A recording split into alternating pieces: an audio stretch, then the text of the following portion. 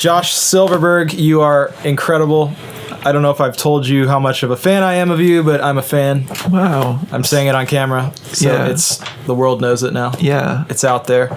Man, thank you so much for taking the time to stop by. Our mission for Made in Music podcast is just giving people tools who want to go full-time in music, and you've been full-time in music for a long time, but really, I would say, really finding your stride in these last 3-4 years. I mean, you've always been doing great stuff, but just absolutely incredible. Some of the stuff you're doing with sync and worship music and your own artist projects. So thank you for taking the time to come here. Yeah, likewise. Yeah. So we'll just go all the way back. What was the first dollar that you ever made in music? The first dollar that I ever made, honestly, I think it was playing guitar, a hired gig. Yeah. Okay. And what, like, with who? It was for a church in college. Okay. Yeah. So how did you get that gig? I'm trying to remember. Just through some friends, they knew, they needed a guitar player, and they knew I played guitar. Yeah. Yeah, so it was that kind of thing. So were you at that time having aspirations to do an artist career or to write music, or was it kind of just sounds cool? Artist and writing music. Yeah, I did that ever since high school, and I got into production when I was in high school as well, honestly, because I spent all my money on the first song that we recorded, and I was like, I think I can do this better than the first time I recorded, and then also we spent all our money. Yeah. So you just didn't have a choice. So it's out of default. If I want to record more songs, I need to learn. So in that same studio, this is in Long Island, New York, back in the day, I got to just intern at a studio, and it was awesome. Yeah. Yeah, and I cut my teeth, did a few of my own records, and produced and worked for the company there for other artists. Was it Josh Silverberg Records, or were you in a band at the time? A band, yeah, same guys that became Edison Glass. Yeah. So that was where I first heard your name in association with was this band Edison Glass. Can you talk about that season a little bit? Yeah. I almost forget that happened, but man, I love that time.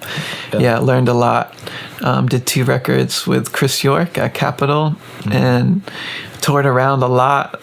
I think it was a bit of an experiment in the marketplace, because there wasn't a lot of things that sounded like us coming through the Christian streams. But we played mostly general market stuff, so we toured, like with May and Spill Canvas and different bands like that. Yeah. We did one tour with Blindside. Oh wow, Swedish band. Yeah. Blindside, man.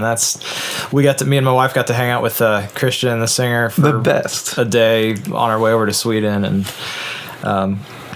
if he ever sees this, that was an awesome day. But yeah, so and during that season, I guess you were running through the gamut, doing how many shows a year? Like, we would tour a lot, and we toured in a van. Yeah, kind of like we made enough to pay our bills at that time, which were like cell phone. You know what I mean? So no bills. Yeah, and the van payment. You know what I mean? Yeah. And you guys were probably single dudes and just bachelor life. Yeah. And I did. Well, I was the only married guy. Oh, so you were in that time? Yeah. Okay. So the first year of our marriage, Mick was pretty much on tour with us. Yeah. Yeah. Did she like that? To a certain extent, but being the only girl, has its downfalls. Yeah. In a van full of smelly guys, So I'm sure you had a ton of learning experiences from that season. What were some of the? You said it was an experiment. What were some of the biggest things that you kind of didn't expect going into it? How important marketing is in branding, because a lot of creatives might be under the assumption, you just do amazing song and it'll just find its way. Sometimes, but if you're not as equally as intentional with the marketing craft as you are with your creating craft, I mean, the chances of success as far as like being able to do it for a living go down dramatically. Yeah.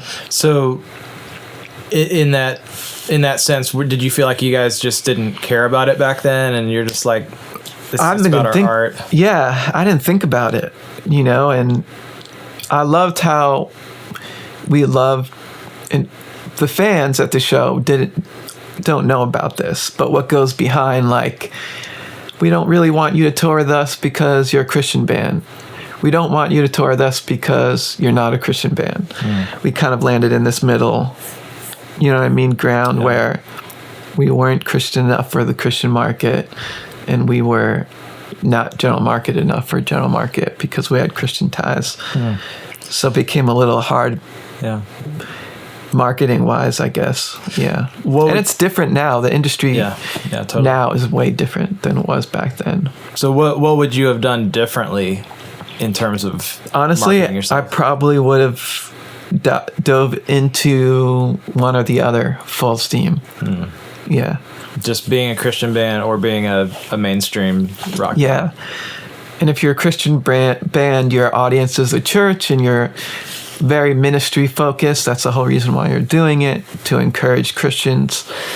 And if you want to be an artist out there as a entertainment career, like, do that all the way. You know what I mean? Versus, not that you can't. Everywhere you go, you bring Jesus in your faith. You know what I mean? So sure, that's just by default. But I want to dive into that a little bit because, and we'll backtrack a little bit to that part in your story. But I want to live there for a second, because a lot of people out there who, you know, are watching this or listening to this have some kind of faith, whether it's in God, same God that we believe and that we worship, or in something else. But a lot of people have a hard time reconciling faith with commerce, with what they do, with, you know, how does that influence who you are and the music that you create? Can you talk about your maybe your mindset with that, where you're at nowadays? Well, if from a Christian perspective, at salvation, your spirit and Christ's spirit is actually one, and you can't separate that. But for whatever reason, we like to put boxes. You know, like, I'm going to be a Christian when I go to church. When I go to my job, I'm going to be a worker. When I'm at home being a dad, I'm totally a dad. But you're actually all of those things wherever you are.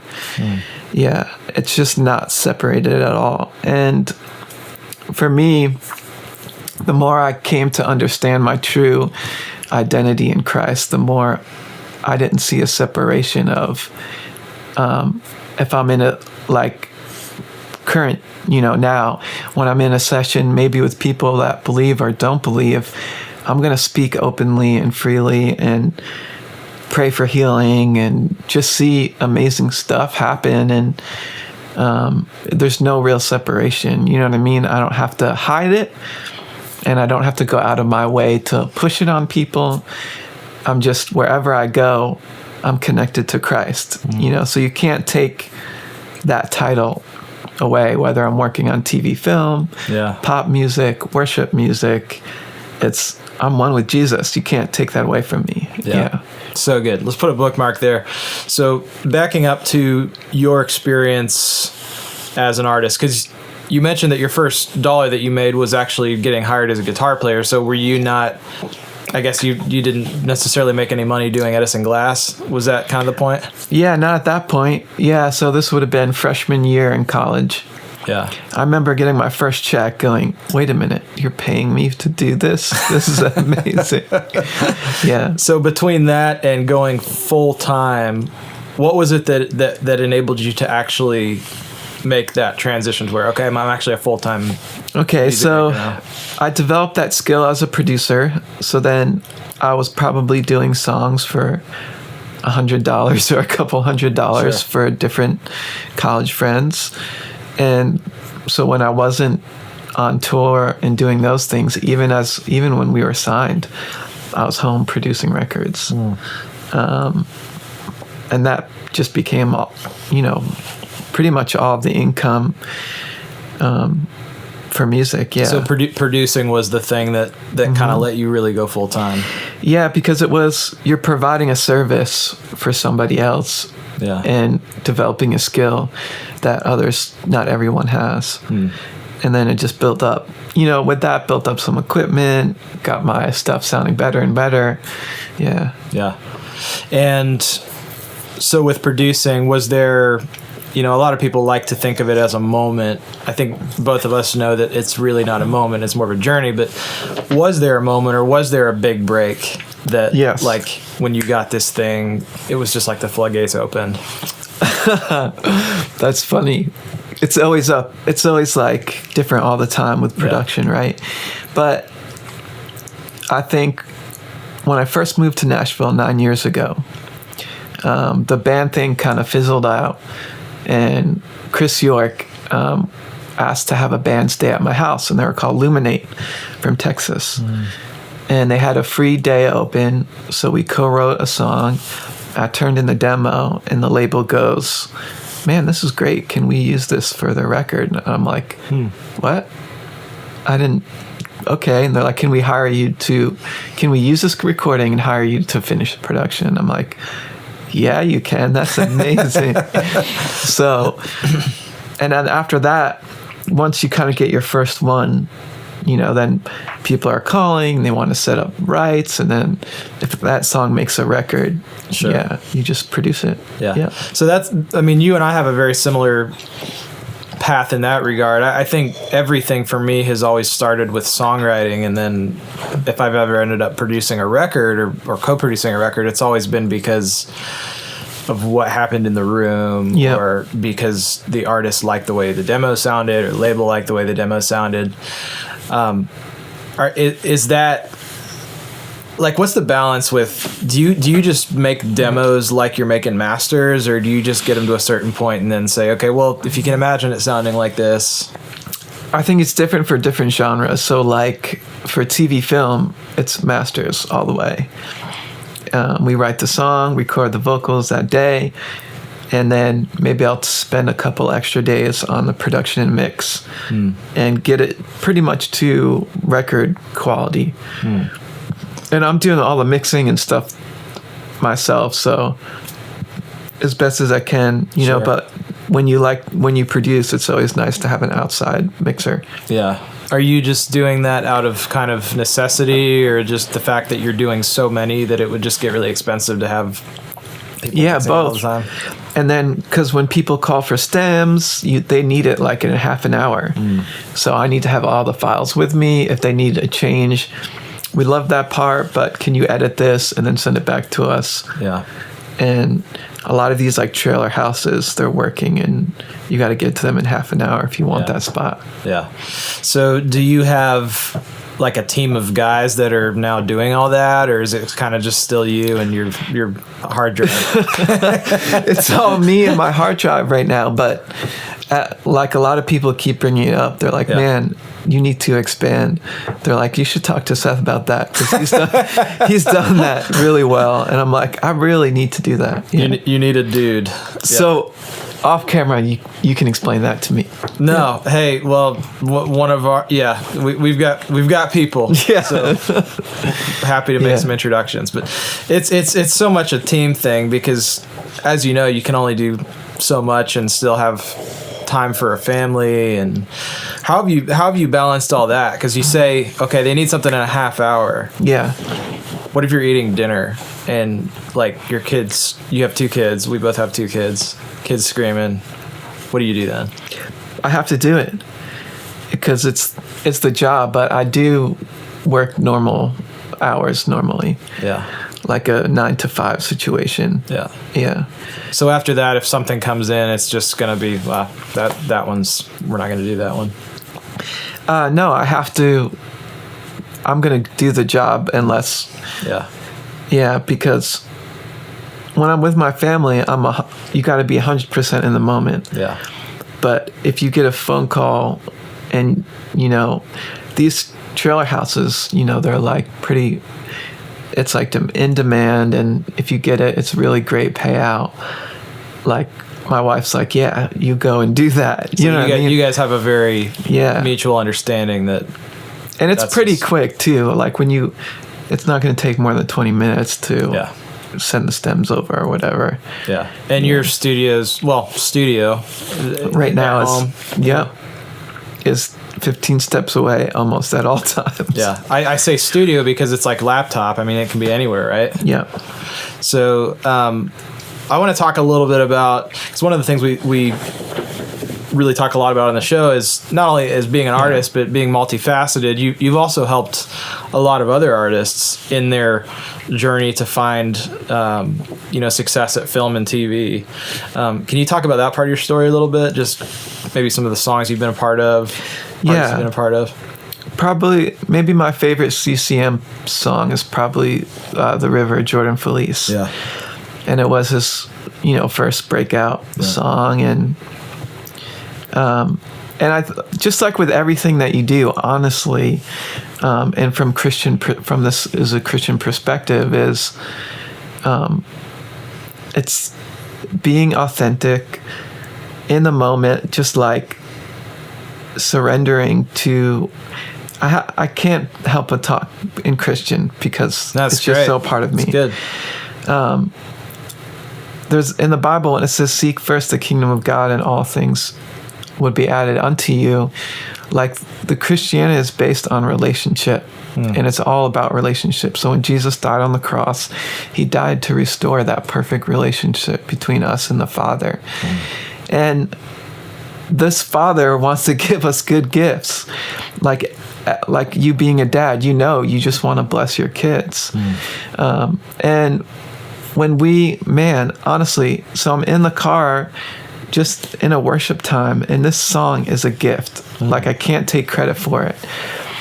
We worked on it, obviously, and used the skills to shape it to what it's become, but the chorus of that song dropped down, and I knew it was for this artist, Jordan Feliz. And at that time, not everybody was wanting to work with him. He was a developing artist, which is a big risk. And On an indie label. yeah. So like it was an attractive situation, but I didn't give it too much thought. It just kind of happened. I'm like, okay, that's amazing. And the rest is kind of history of what happened. But like we got in the room, we finished the song with Colby. It went really fast. Everyone put in great input. Colby did an amazing job on production and helped finish the song, and it just was that huge number one for him. And last year won ASCAP Song of the Year. Yeah, amazing.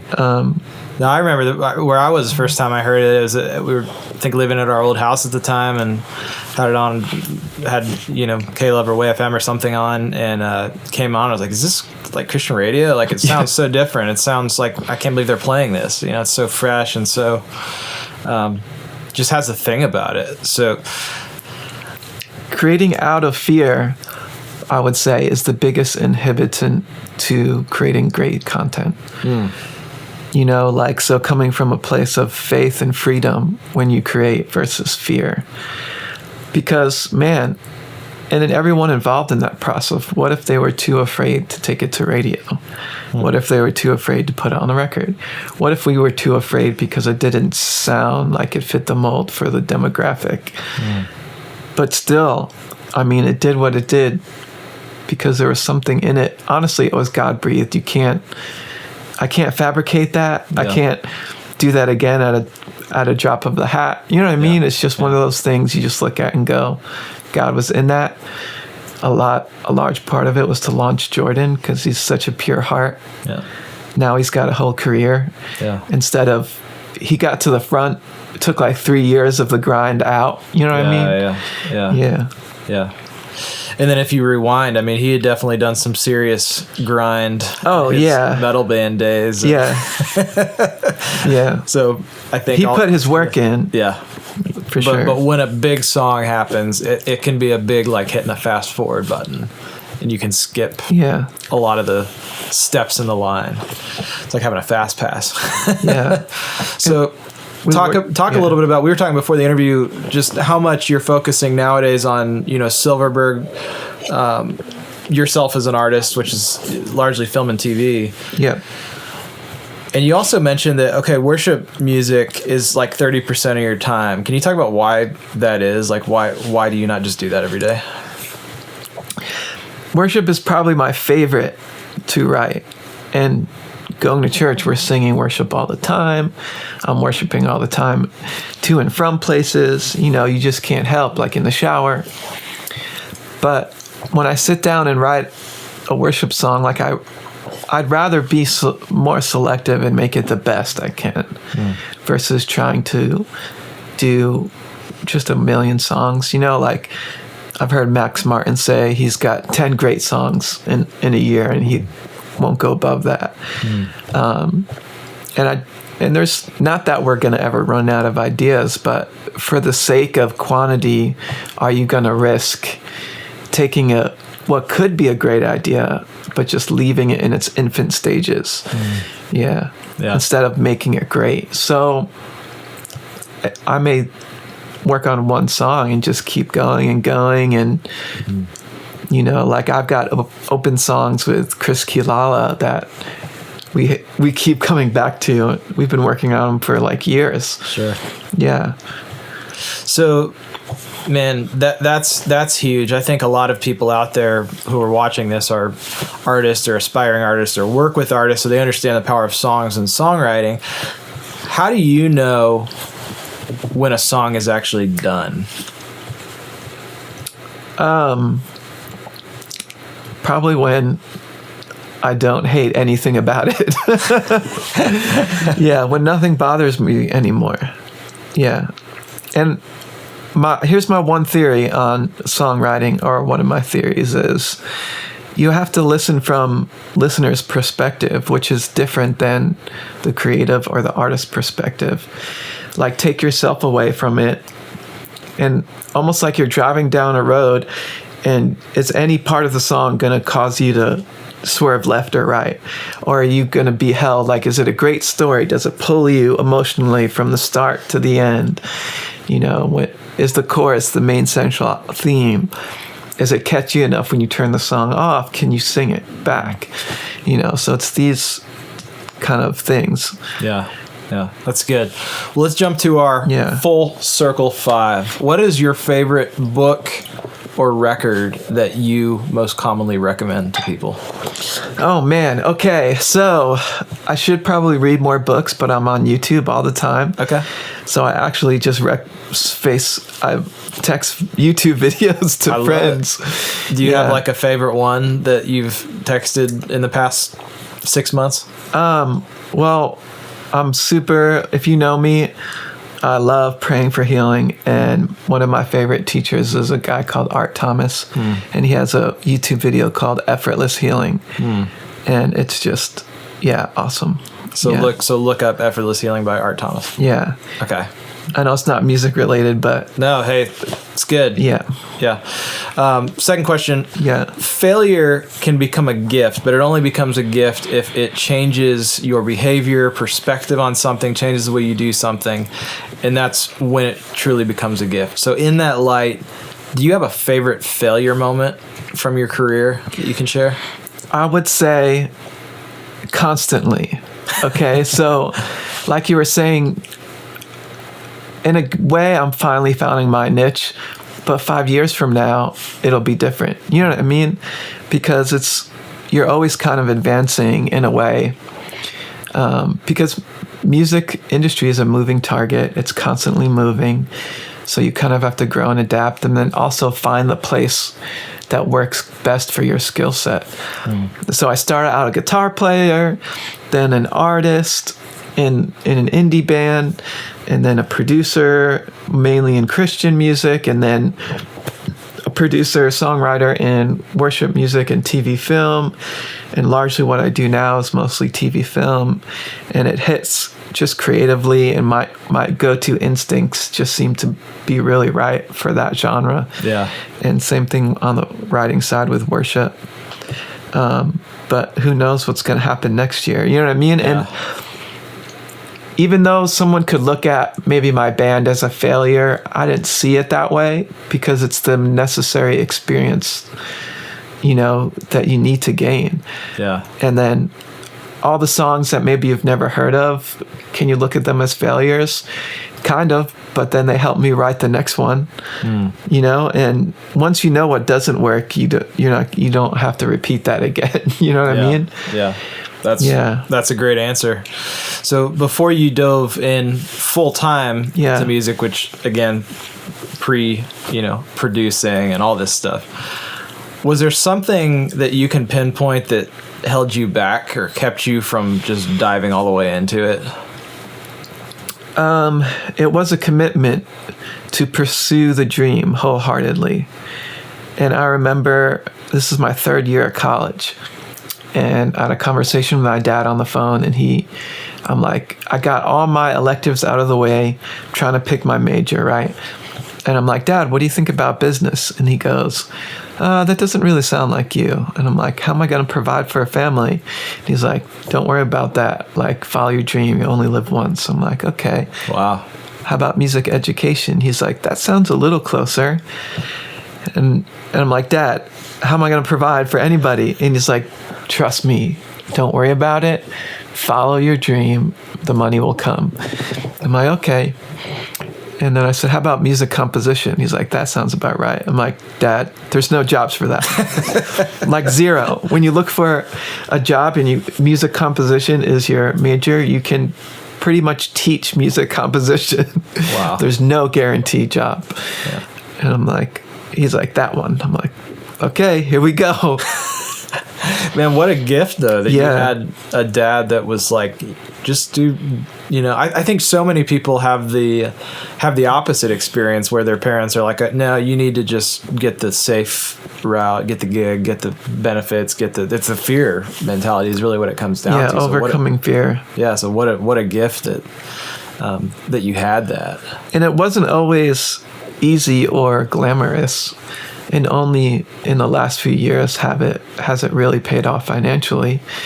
But I've always had my needs met, and I've always loved my job. So I wouldn't trade that, even if I wasn't making the money I'm making now. I wouldn't trade that life for anything else. Yeah. There's a book called War of Art. I've been referencing it a ton lately, but he talks about that if you were the last person on earth, would you still do it? And that's what it sounds like with songwriting and without a music. question. Yeah.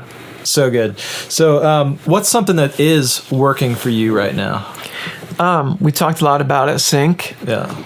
It's working really great for me right now. Yeah. What about it? Like, you just doing songs as Silverberg or with other artists, or? Yeah, all of it. And I'll explain that dynamic a little bit. Writing with artists on labels versus creating your own masters for TV. So traditionally what I did in Nashville, probably for 6 or more years without TV film, is you'd get with an artist, then you write a song with them, and maybe they write 100 songs for the record, and then you have to be lucky enough to be one of the 10 to make that record. And then for that song to make money, it has to be a single, and then that single still has to do well. So there's a lot of hoops along the process. And when it comes to TV film, I mean, all of that is out the door, because what I'm creating, I actually own. I own the master, or usually half own with the artist, or if it's me, I own the whole thing. But either way, I own a part of the master versus a label that's going to buy it from you. So when it lands somewhere, if you guys are aware, half of your sync money goes to the owner of the master. Yeah. And so when I finish a song with an artist, it's not waiting for a record. It goes straight to publishers that are doing pitching. And I'm not thinking about it anymore. The next day I'll work on another song. And then 6 months down the road, a song lands. I forgot I've even written it. So it frees up a lot of creative space in your mind. I'm not wondering, hey, is that Jeremy Camp song going to be a single or not? Right. You know what I mean? Yeah. So and when it comes out, is it going to be go number one or whatever. You know what I mean? There's all that. You just like extra hoops, I guess, you don't even have to deal with. That's awesome. Yeah. That's good. So, last question. If you woke up tomorrow morning and you still possessed all the knowledge, experience, relationships that you have, but your entire business collapsed and you had to start from square one, and you could do anything, where would you start? Doing sync all the way. And I'd buy a laptop and I'd start writing sync music. Buy a laptop, start writing sync music. Yep. And I learned Logic. Logic? Yep. Not Pro Tools? Mm-mm. Why Logic? It just has a lot more stuff built in, a lot easier for beginners, greater value, sounds awesome. There's so much more things about it that's instant versus Pro Tools. I work in Pro Tools, but only because I've been in there forever. But do you think about switching to Logic? Or do you kind of use both? There's probably a month or two out of every year that I will learn a whole nother DAW and do like a song or two and then realize this is still taking me like 4 times as long. So I go back to Pro Tools. Yeah. So you've tried like Ableton. I've learned Ableton, Studio One, Logic, it just Reaper. I've learned, all of them in a way that I could, at least do a song through it. But my favorite probably is Logic, Studio One, and Ableton. They're all pretty awesome. Yeah. My least favorite might be Pro Tools. But that's what you're working in. Yeah. But they've been getting a lot better. Yeah. They're just slow with their updates. Yeah. So talk about anything. What are you excited about right now? Are you working on a project? Are you working on new music? Are you like, what's getting you out of bed every morning? Yeah. Man, I love the worship songs that I get to write with Jesus Culture. I love the worship songs that I get to write with The Belonging. Amazing worship artists in their own right. Andrew Hull, all the guys at Belonging, all the girls and guys at Jesus Culture. Yeah. Chris Kilala I mentioned. Just amazing. There's a song I actually recently wrote with Sarah Reeves and Andrew that I love called Just Want You. Yeah. I don't think it's out yet, but I believe Sarah recorded it for her record. And I think Belonging is going to do a version as well. I'm not sure. Yeah. I love that song. It's a great song. Yeah. And for me, I kind of like things just a little different, but it's like finding that target where I haven't heard it said that way, but you don't have to explain it to me. It's like fresh enough where it's a new angle, but you're not reinventing. They don't have to get a dictionary out and figure out what are they trying to say. Yeah. That's just not the purpose of a song. So those are great. I'm really excited about a new Silverberg song coming out called Help You Heal. I'm super excited about that. Yeah. I love it. And that's a kind of sync target project. Yeah. So where can people find you? Social media, I'm assuming? Yeah.